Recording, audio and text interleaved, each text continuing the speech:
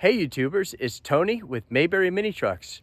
I'm in South Carolina delivering a mini truck to the Stevens, and the Stevens family has purchased a Daihatsu S110P. They purchased a bit of a unicorn truck, and it's just in very, very good condition, beautiful, and it's a Daihatsu S110P with four-wheel drive and locking rear differential. And so this place is absolutely beautiful. It's mostly hardwoods. Look at that pretty tree right there. And mostly hardwoods and some pines and cedars. Nice pond. But we took a test drive, and the test drive was really so the test drive was very realistic. It was not a cakewalk, but it really did exercise the truck's four-wheel drive ability. And so the owner was kind enough to allow me to take a video of the test drive, and that's what we're going to do now. So this video is a video of not just the truck, but also of what the truck is capable of doing. So with that, I'm going to hand the phone to Mrs. Stevens, and she is going to be my my cinematographer, if that's a word. Yep, that's right. It is that a right? Is that the right word? Cinematographer. So very good. So look at this. It has the bed light, the locking differential, which they'll probably never use, and then a whole whopping 7,526 kilometers, which is like 4,600 miles, which is incredible. So with no further ado, let's go ahead and we'll go ahead and take our test drive. And I have already done this once, so I'm a little, we have a loose belt. Yeah, we can get that fixed. Yeah. We can tighten it up. My customers are so kind, we can get that fixed. It wasn't squeaking before, but it's squeaking now. And it's a 12 millimeter bolt and a 14 millimeter bolt. And you just tighten the alternator 1/8 of an inch and that will stop. But so. We have that. We're starting off with the squeaky belt. All right, so we're gonna take a wonderful test drive here. And this is like a test drive in the Garden of Eden almost, because it is so beautiful. And they've got persimmon trees here, I think. That's a persimmon. That's a white oak. That's a pear tree. What about beyond the pear tree, the next ones with the deep bark? Is that a persimmon or? That is a persimmon, yes. That's a persimmon, and there's pawpaw trees. Oh boy. So a persimmon persimmon tree makes just the sweetest fruit imaginable.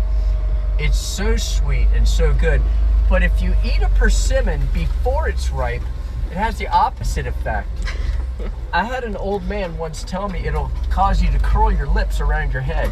It's so sour. It will. It is sour. But so now they've got a creek, and we're going to be traversing the edge of the creek bank, and we are in low 1, so we're in low range, first gear, and I want you to notice how slow we're traveling. I'm just at idle. I'm not using the gas at all. I'm just idling along this little trail. Look at that river. Is that not absolutely gorgeous? That is just magnificent. What a piece of paradise they have. And that's really one of the other benefits of this video, is it's almost like it's just enjoyable to see how pretty the wilderness can be. And then of course you have a nice supply of water for your garden or whatever the case may be. And so now we're traversing the edge of this creek bank here, And now we're gonna get pretty close. So you can see here, there's not a lot of room, but I'm gonna make an effort to remain close to the tree on our left and know that we have, go that way? Go that way. And I know that we have more than enough room on the right because we've already done it. And now we're gonna keep going down the trail here. But there's gonna come up a point here, guys, where we're going to demonstrate the ability of mini trucks to traverse at an angle. And people ask us a lot, are they top heavy? Are they, and the answer is no, they are not top heavy. They actually do very well, unlike some tractors, for example, that might be top heavy. So you can be on the side of a hill and do well. Obviously, everything has its limitations, but a mini truck is not top heavy. It will allow you, and here is the example. So notice, I don't know if you can tell, but we're at a pretty steep angle, you know, and it's not having any trouble. And now we're gonna go across a little ditch, and notice that we don't bottom out. We did not bottom out. We just went over that, which also is very useful to know, because, and here we go again. This is even more of a traversing at an angle. And Mrs. Stevens is very kindly not screaming out loud, which I appreciate. And but now, do we turn left here or go down? Go down. Go Okay. down and turn around. Yep. And so, Be easier. yes, you're absolutely correct. Thank you. And so, mini trucks are not top heavy, and you might be wondering, well, why? They look top heavy. The answer to that is most of your weight is down low. You've got your engine down low, you've got your transmission down low, your rear axle, your drive shaft, and then your differential on the front, the differential on the rear. All that's a pretty significant amount of weight, and it is way down below us. Now, what is up top? Well, you've got the cab up top, and you've got the driver and maybe driver and passenger up higher, but that pales in comparison to all the weight that is down below, closer to the ground, making them not top heavy. So I would say that you are not taking any big risks on a hillside like we were just traveling on. And so now we're gonna go ahead and turn around here in this very nice creek bottom, and I'm gonna demonstrate. Look how sharp this turn is up ahead. That is very, very sharp. So what I'm gonna do to prepare for that is I'm gonna put it in two-wheel drive, because I wanna cut as sharp a turn as I possibly can. So I put it in two-wheel drive, and now I'm gonna cut the wheel all the way. And notice that we made that turn without any problem, which is very nice. So not only are mini trucks not top heavy, they're also very nimble. They're able to get anywhere in the woods that you might take a four-wheeler or a side-by-side. And of course they're four-wheel drive, so you can get around and travel in a hilly terrain and really get around nicely. Some vehicles have what's called locking rear differential, and a locking rear differential, again, I made mention, is something you probably won't use, but I guess in the event that you do need it, meaning almost an area you don't belong, if you need diff lock, you really maybe shouldn't even be there. But diff lock is a little button. I can't show it to you because it's way down here on the right. Okay, look at this. We're gonna climb a nice little hill here. Here we go. No diff lock, just four-wheel drive. And no problem. We're just bouncing right up that hill. But Difflock locks your rear axle solid. So it's a solenoid, a vacuum-controlled solenoid that causes your shifting forks to get locked in the rear differential. And now both rear wheels are locked together. It also means that you can't turn a turn very easily because both wheels have to now spin at the same RPMs because they're locked together. So it does cause you to not be able to turn a very good turn. However, it does give you some improved traction. Four-wheel drive gives you about, I'm gonna say 70 to 80% of your navigability, and locking your rear differential might add 20%. It doesn't add as much as you might think, but it could help get you over that difficult situation. Let's see, anything else?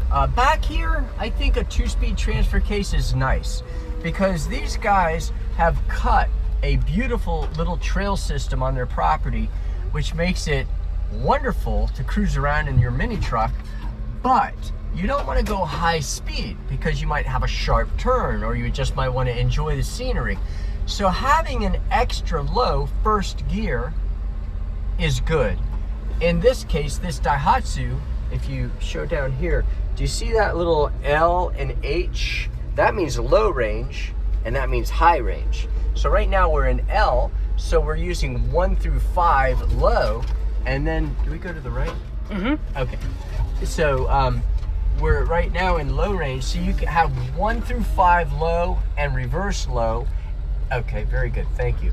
So I have a guide also. So not only a cinematographer, but I also have my navigator, which I'm probably gonna get an invoice in the mail from Mr. and Mrs. Stevens for $4,000 for services, both camera operation and navigation services.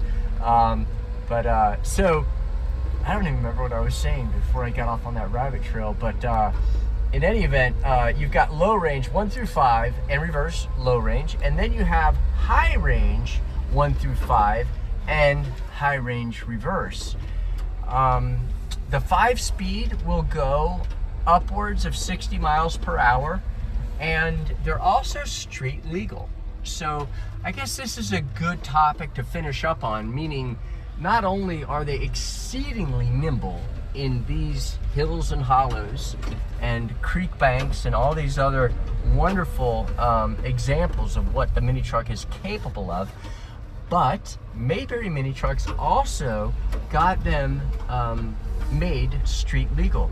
We went to Raleigh, North Carolina, and educated the House and Senate transportation subcommittees on the roadworthiness of a mini truck and helped them write legislation, and then it passed both the House and the Senate, and Governor Cooper signed the bill into law. So now you'll get a title.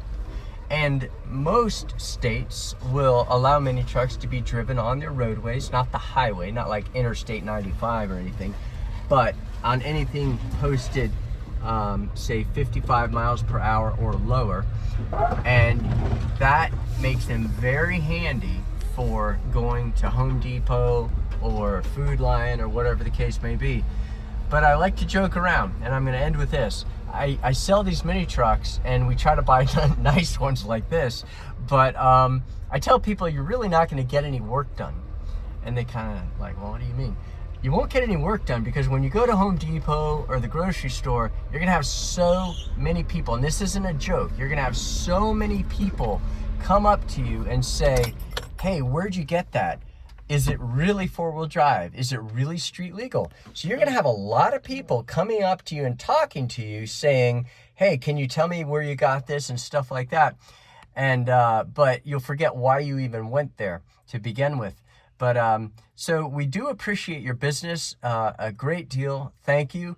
And if you are interested in any mini trucks, give us a call. Our telephone number is 336-777-9957. Our email address is sales@mayberryminitrucks.com. And you can check out our website at mayberryminitrucks.com. And we also are happy to help anybody out. If they want to come visit, you can come visit. Most people don't see their truck until I show up with it because they live so far away, which may have been the case here. I'm not 100% sure, but I'd say probably they haven't seen it until today. And then you pay for the vehicle when we arrive. That way you don't have to pay for something you haven't actually put hands on and seen. So that's easier for the customer. And then you just pay the delivery fee as the deposit and pay for the truck when we arrive. We have a 100% track record of success with that practice because we try to communicate effectively up front so that the customer pretty much knows what to expect. And that's worked out 100% of the time. And so thank you for watching our video, and hit the subscribe button if you would, please, because that will help us with our search analytics, and it will also help you find our channel more easily. And you can hit the notification bell, and that will notify you when I post a listing of trucks or a video. And so there you go. Thank you for watching our video.